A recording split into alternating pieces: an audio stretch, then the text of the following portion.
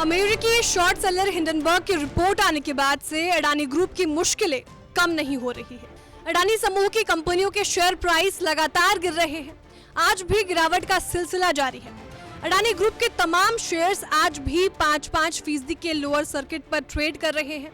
इसी वजह से कंपनी का मार्केट कैप 117 अरब डॉलर से ज्यादा गिर गया है। अब एक रोचक जानकारी सामने आ रही है। असल में अडानी ग्रुप की कंपनियों और खुद गौतम अडानी की नेटवर्थ को उठाने और बढ़ाने का जुगाड़ हो गया है।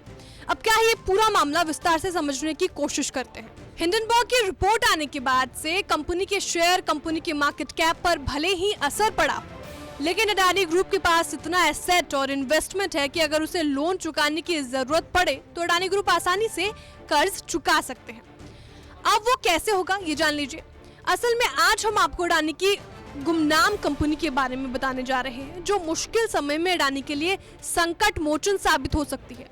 अब इस कंपनी का नाम क्या है ये जान लेते हैं। अडानी ग्रुप की इस कंपनी का नाम अडानी प्रॉपर्टीज है।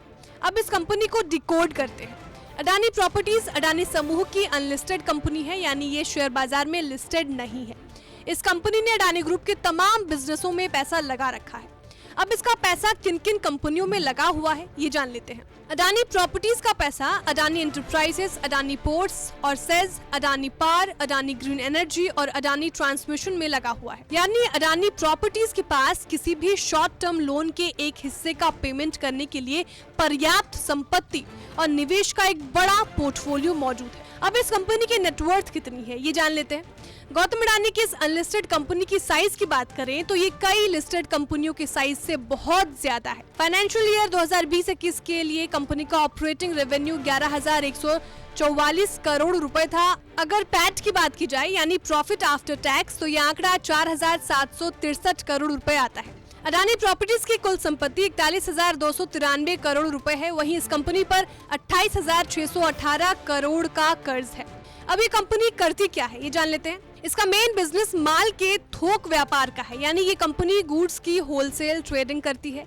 इस कंपनी ने रियल एसेट और फाइनेंशियल सर्विसेज में भारी भरकम निवेश कर रखा है। अगर इनकी प्रॉपर्टीज लिस्ट पर नजर डालें तो मुंबई के बांद्रा कुर्ला कॉम्प्लेक्स में 8,21,000 वर्ग फुट की जमीन है। इसके साथ ही एशिया के सबसे बड़े स्लम एरिया में से एक धारावी के रीडेवलपमेंट के लिए अडानी प्रॉपर्टीज ने बोली जीती थी।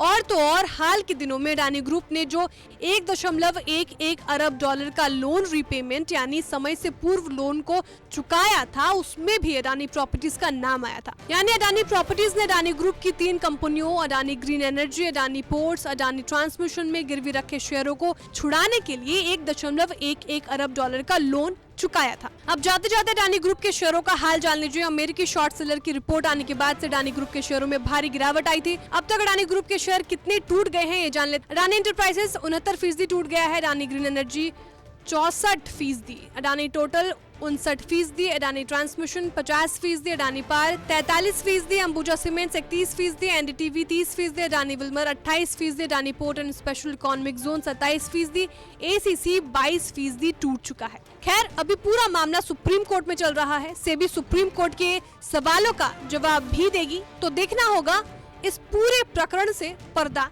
कब हटता है। Bureau report, बिस्तक।